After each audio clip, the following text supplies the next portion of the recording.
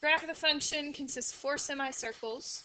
If the integral from 0 to x of f of t dt is defined to be g of x, where is g of x non-negative?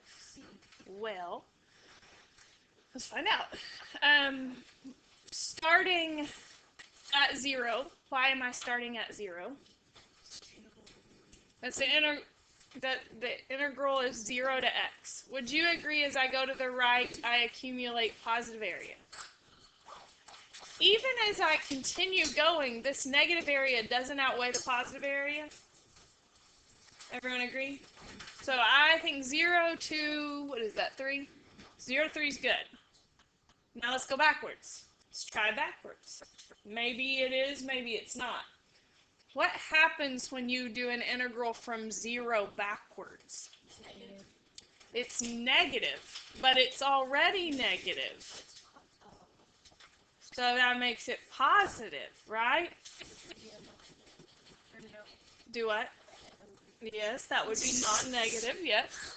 So I think we're okay all the way from -3 to 3. Now, so it doesn't matter about where the integral says from 0 to something. We shouldn't, like, since it goes from 0 to x, we shouldn't just mark off the left side at all. No, because you could integrate backwards.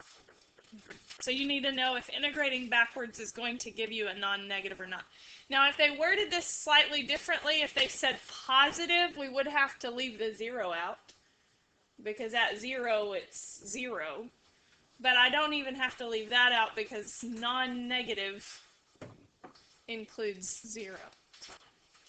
That one was a tough one. Okay, so today we are going to learn how to find the average value of a function. How do you find an average? Forget about calculus for a minute. Average, like no. Add up a bunch of numbers, divide by how many you added by, correct? That is an average. Well, if I have a function and I want to find an average of the function, the problem with a function, aren't there infinitely many values? So how do you add up infinitely many values? An integral, right? Isn't that what an integral does? Add up an infinite amount of y values, right? And then divide by the new one. So that's where we're going with this. So last semester we learned about average rate of change. One of the most common problems in calculus is getting those two words mixed up. Average rate of change, what is another word for average rate of change? Slope. That is f of b minus f of a over b minus a, or y2 minus y1 over x2 minus x1, depending on if you're in calculus class or algebra 1 class. Otherwise, the same thing. So that basically says that the derivative, we learned the mean value theorem, the derivative equals average slope, at least one interval. Today we're going to look at a different word, average, and that's average value of a function. So, what we were talking about earlier, to find an average, as you all know, you add up points and divide by how many points there are. However, we're talking in infinite amounts of points. To add up infinite amounts of points, we're going to need an integral. So the average would be the total value of all the points, which is the integral, divided by the total number of points, which would be the integral from a to b of f of x dx. Would you agree that adds up all the y values? This would just add up the x values. But this bottom integral I can do, isn't that just b minus a? The integral would be x from b to a, which is just b minus a.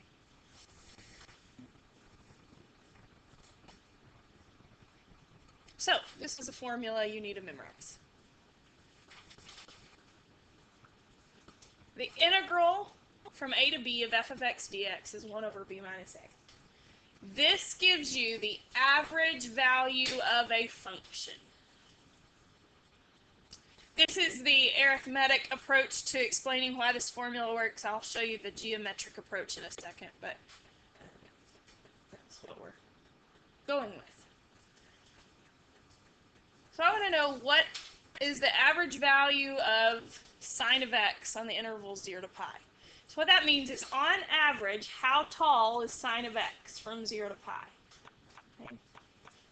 Well,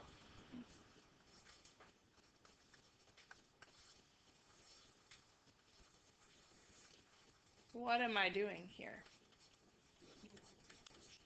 Formula. The wonderful thing about today is it's very formula driven. This is the one formula we're learning today. That's how you do it. Just for fun practice, I'm going to do that integral by hand. We do have a calculator, but I'm going to do that integral by hand. Pi minus 0 is just 1 over pi. What's the antiderivative of sine?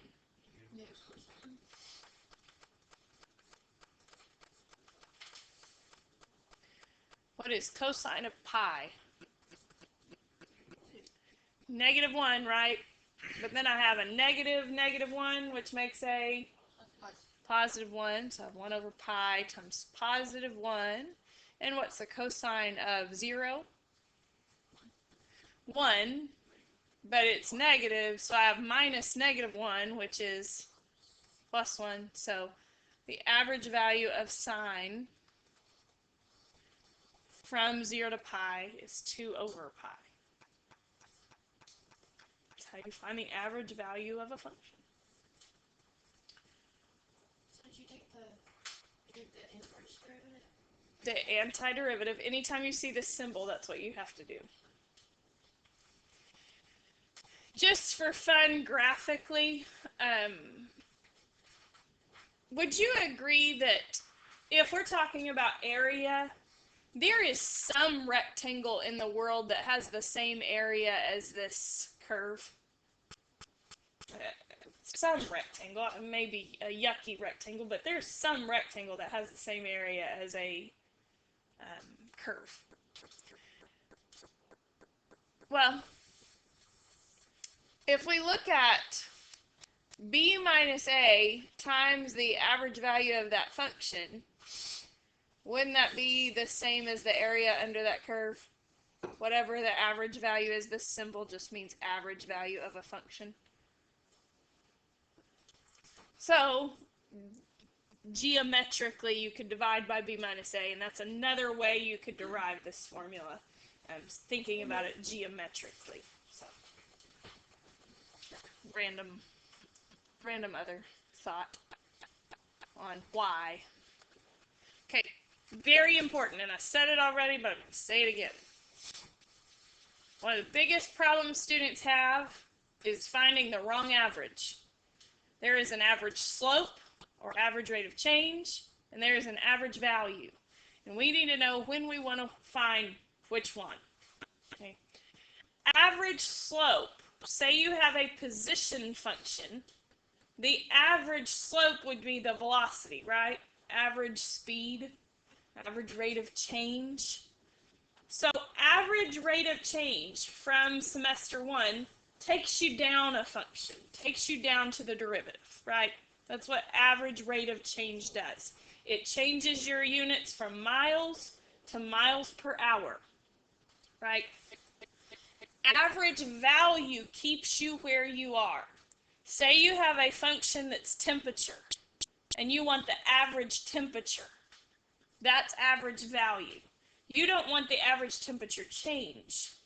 You just want the average of what you have. That's when you use average value. So, if you have the equation for the thing that you're trying to find the average of, you see this weird little quotes, but if you're trying to stay on the same curve you have, you use average value. If you want the average rate of change, so you want to change units to get a derivative of some sort, that's when you use slope. Okay? Very important note, because it is a common mistake in calculus to use the wrong one. So let's look at an example. Is it going to be tricky on the text? Yeah. Well, I don't think it's tricky, but when students see the word average, they make an assumption one way or the other. I don't know that it's purposefully tricky. It's just that they both have the word average in the formula. And so when you see the word average, be careful that hasn't told you what to do. Average value keeps you on the function. Average rate of change doesn't. You'll see that in this problem. I have both questions. And so you can see where you would answer with slope and where you would answer with new formula. The trickiest thing about it is when students see the word average, they'll just pick one or the other and not always think about there being two options.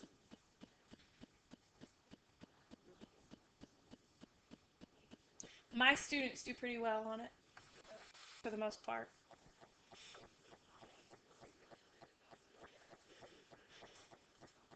Average rate of change. When you read that, what do? Slope.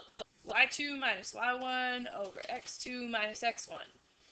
Now it does say that t is the hours past midnight. Well, how many hours past midnight is 9 a.m.? 9. So I'm going to do t of 9 minus how many hours past midnight is noon. And I kind of actually probably did this backwards of what you would have done. Sorry. It doesn't matter as long as you're consistent. Go ahead and use a calculator for this.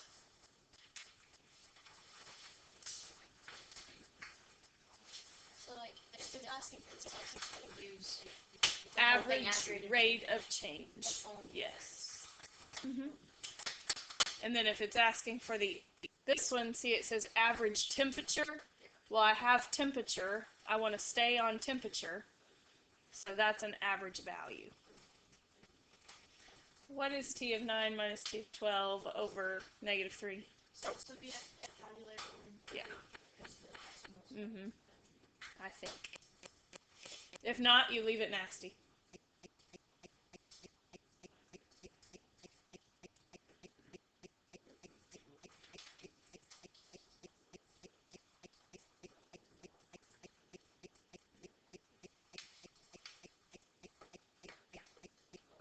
Does anyone have t of 9 minus t of 12 yet?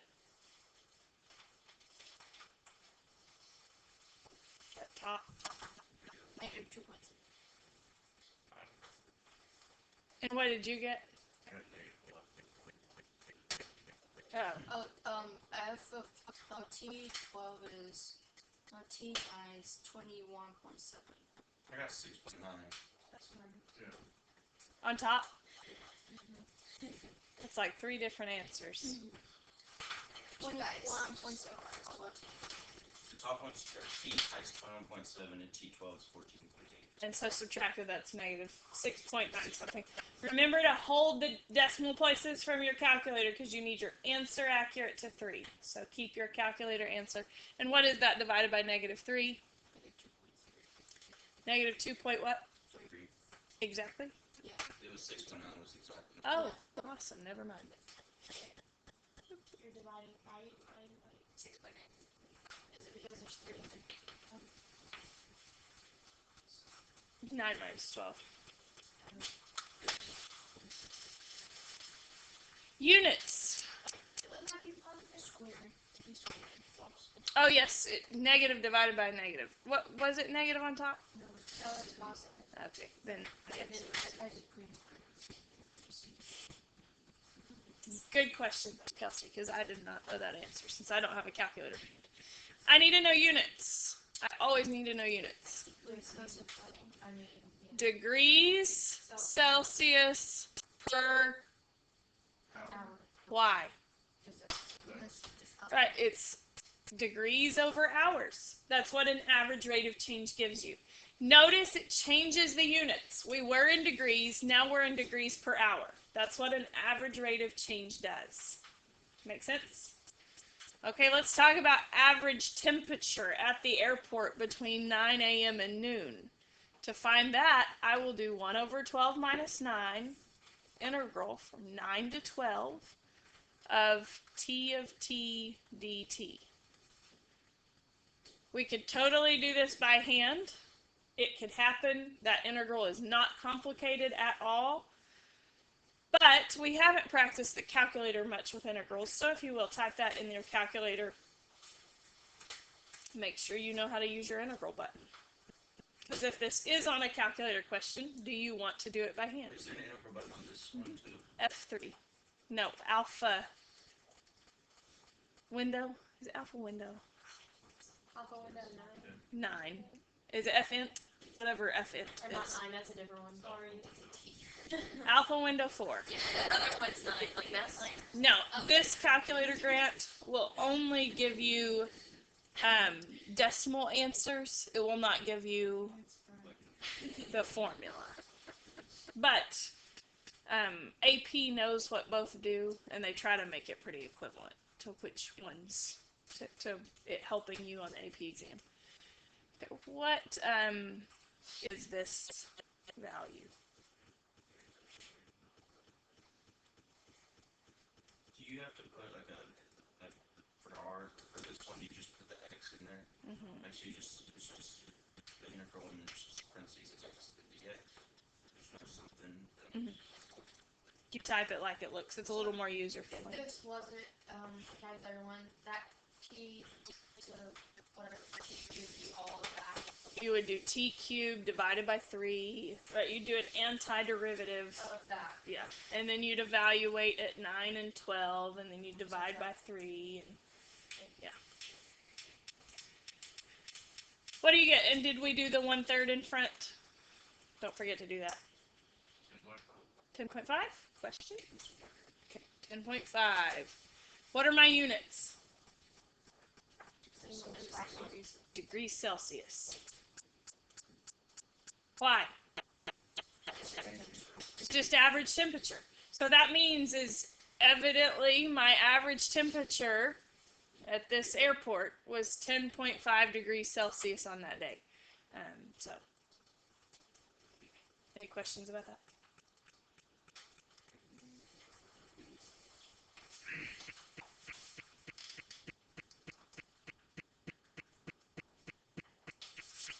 This was a tough question, kind of.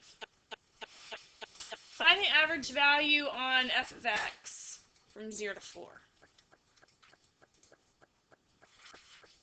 What's weird about f of x?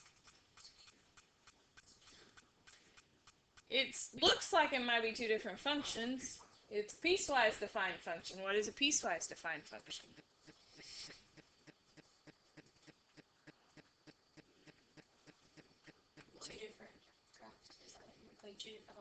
Two different pieces all in one function, right? So this function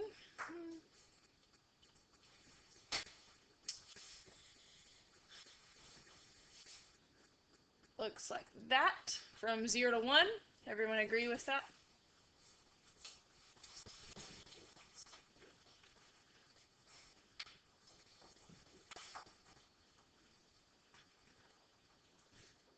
And like that from 1 to 4. Right? Quadratic.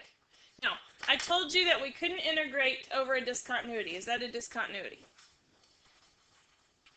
It is. However, do you think there's a finite area under here? It's not an asymptote. So could I find the areas under both of those? I just have to split the integral up into two pieces, which makes sense, right? So I'm going to do 1/4. Where's the 1/4 come from? That has nothing to do with the integral. I'm doing average value of the function. What's the formula for that? 1 over b minus a. So 1/4 minus 0. I'm going to put it all the way out in the front. But to add up all these y values, I have to split that into two pieces. I'm going to go from 0 to 1 of the first function. Plus, what would you say I should do the second integral from into? 1 to 4 of x squared plus 5. Question, why 1 to 4? Not even from 0 to 4.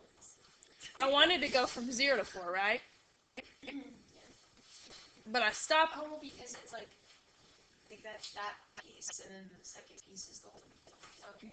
Perfect.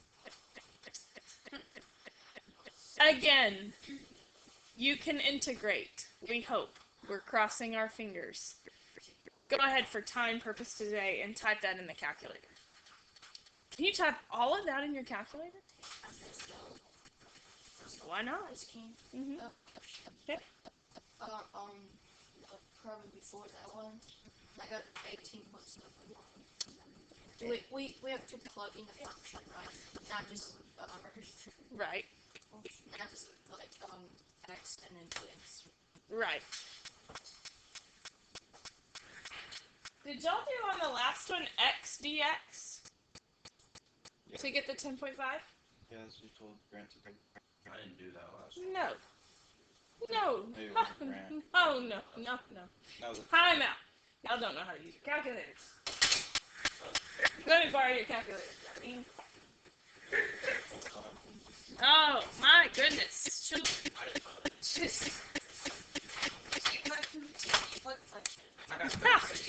What is T of T? That's what I did. I got 36.75. Okay. So, luckily, John Mean's on top of things, paying attention here. Alright, what is T of T? That big nasty thing right there. You integrate that, you get 18.7. X dx, she noticed, is what you did wrong to get the 10.5. No. I did the X. When you told me that, I got like 20 something, so I just like knew I messed 18.7. Everyone see that? What we did here? This is what you type in. T of T is a thing. Don't ignore it. Right? Okay. You still need to put the negative 0.3 in parentheses, since the negative in this calculator doesn't No. do it as well. No. But you can. Another way you can do it, if you're afraid of typing an incorrect function, you could type this function in y1, especially on a problem you're going to use it a bunch of times, and then you could type y1 of x right there in that spot. But you have to type something there, not just x. So let's fix that. I'm going to have to check your work. 18.7. That sounds better. Any questions about that?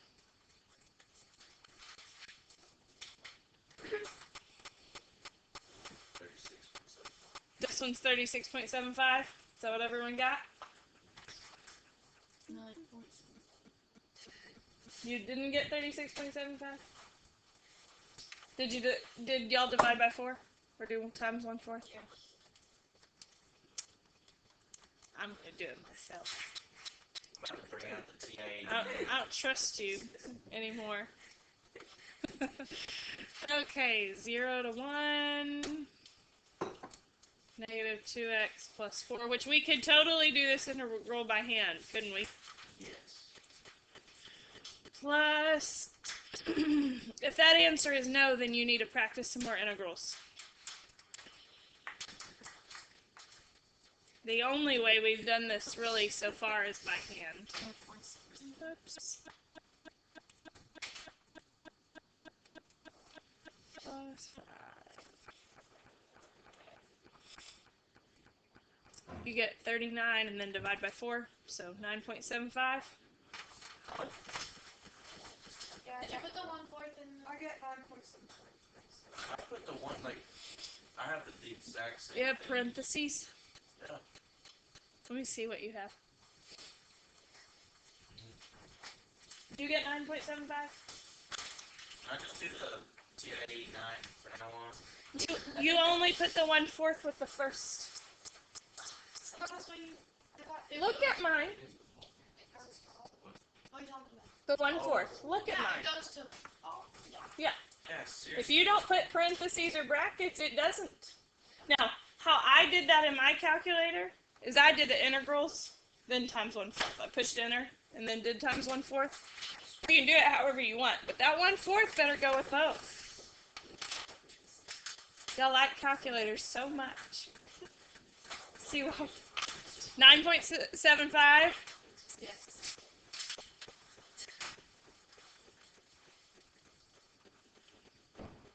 I'm glad we did some calculator stuff today. I almost did those by hand. I think we needed to do some calculator stuff.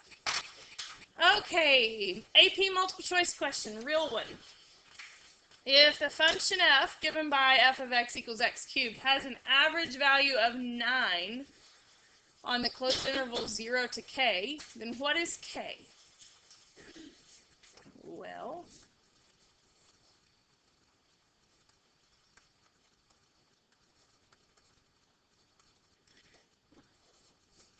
is the calculator going to help us this time? Probably not.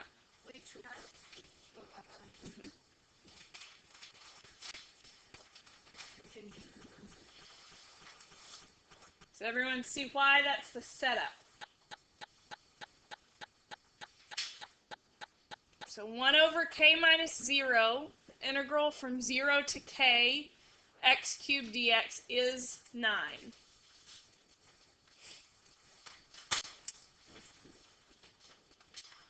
Can I do this antiderivative? What is it?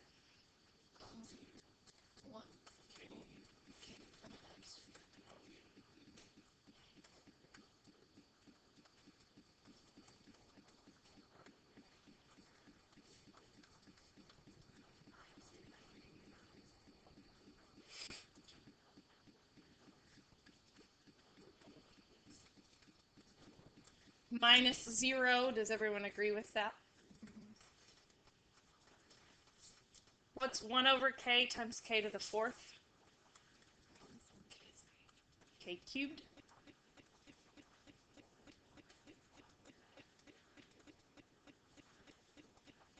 So which one's the answer? Why E? I cube root both sides. What is the cube root the same as? The power of 1/3. So those are equivalent answers. You probably would have written cube root, but you have to be able to pick out that that is the same as a 1/3 power. Okay, I'm going to hand out a worksheet, but here's some due dates for some things. Average function value worksheet. Book page included on the worksheet. It's like 9 problems. I'm about to hand that out. It's due Monday. Like I said, it's about 9 problems. 4 multiple choice and 5 or so book problems.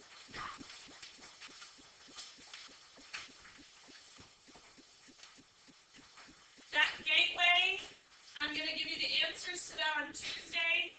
Wednesday, we will probably take our first gateway exam. The one where you can get the bonus points. Retake it, but that's probably when we'll do the first one. Thursday, we will take a very short part of a test, because originally I had the gateway and that very short part of the test on the same day. We'll probably just take that very short part of the test Thursday, and then Friday we'll take the calculator part of the test. So, I think that's right. I'll get back with you if I change my mind on those dates. Yeah, but essentially plan for a test Thursday, Friday, plan for a gateway Wednesday. I will probably work your AP packet number 3 momentarily, which means you're finished with 1, 2, and 3 because I did them for you. And then 4 through 8 will be due on Monday, as you know, you already have those. 9 through 12 due on Tuesday, and then I'll give you the answers to the gateway, the practice one. If you want them before that, just ask. I have the answer key ready to go. You can take a picture of it anytime you want. Wednesday, we'll take the gateway exam, and then Thursday, Friday, we'll have our first test. Are we going to have word days on Monday? Yes, I'm done teaching. So Monday, like 4 through 8 due at the beginning? Yes, 4 through 8 is due at the beginning, but 9 through 12 and the gateway, you should have time on Monday to work on that. Okay. Any questions about that? Yes. No. Although we are getting very close, but no, not yet. Probably first week of March, I'll be done. So we'll do a month Yes. without Average values to Monday. Do what?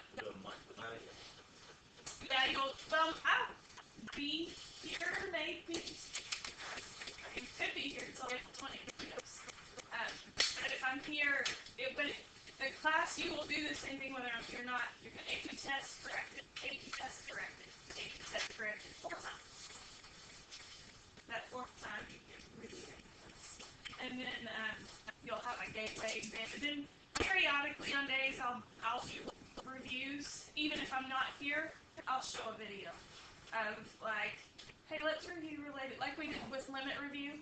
Hey, let's review related rates today. So we'll do some little structured review days, but essentially you'll have a week test, week corrections, week test, week of corrections. Several times until we run out of time. AP exam comes. May 5th is the AP exam, so that's either way, whether I'm here or not, that will be what we're doing. I hope to be here to grade 1 exam for you, so that you get to see my feedback, because I'm hard on you. So you get to, because y'all are kind of, when y'all grade each other, they feedback at y'all and on so it's good to see my feedback once. So I can, if I see it on your paper, I can put big red X's and say, no, can't say that word. Okay, any questions? All right, let's do number 3. This is 2, isn't it?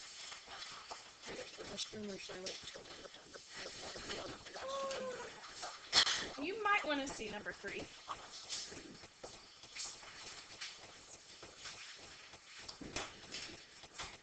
Are you noticing how similar these problems are to each other? 1, 2, and 3, and 4, 5, and 6, and 7, and 8. There's a lot of similarities between the problems, right? We agree with that? So the graph of a function f consists of a semicircle and 2 line segments as shown above. Let g be the function given by the integral from 0 to x of f of t dt. Find g of 3. Well, how do I find g of 3? Integral from 0 to 3 of f of t dt. And that means I'm going to need to find area. Would we agree? Mm-hmm. How do I find the area from 0 to 2?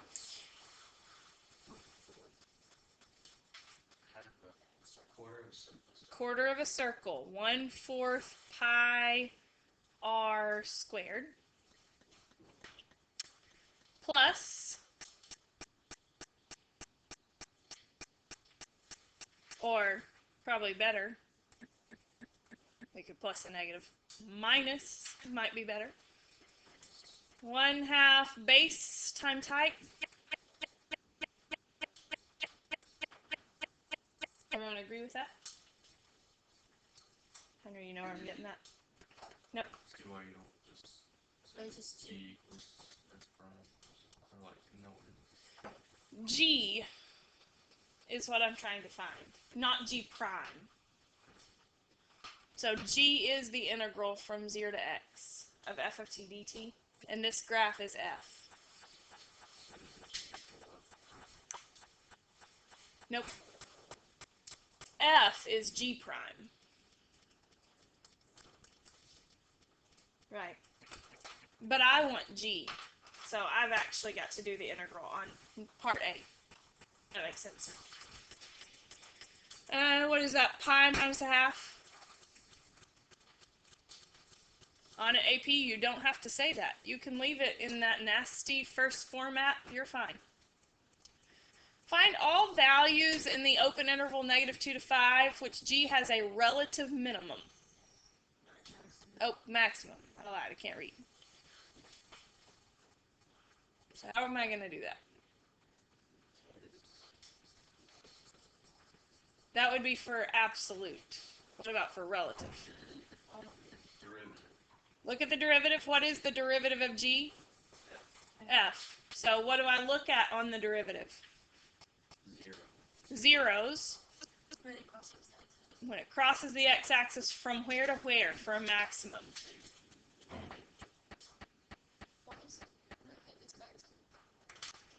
To do what? No. It's negative 2. So we're -2. Oh, yeah. Okay, sure. What am I looking for a relative maximum? When the derivative changes from positive to negative, right? When I go from increasing to decreasing, everyone agree with that? So at 2. It did say open interval from -2 to 5. That's why I didn't circle that to -2 to begin with. But you insisted. I circled it. Doesn't matter because the answer's +2 anyway. But does everyone see why I didn't circle it to begin with? It's not included in the open interval, -2 to 5. So x equals 2 is where the relative minimum occurs. Why? What's it?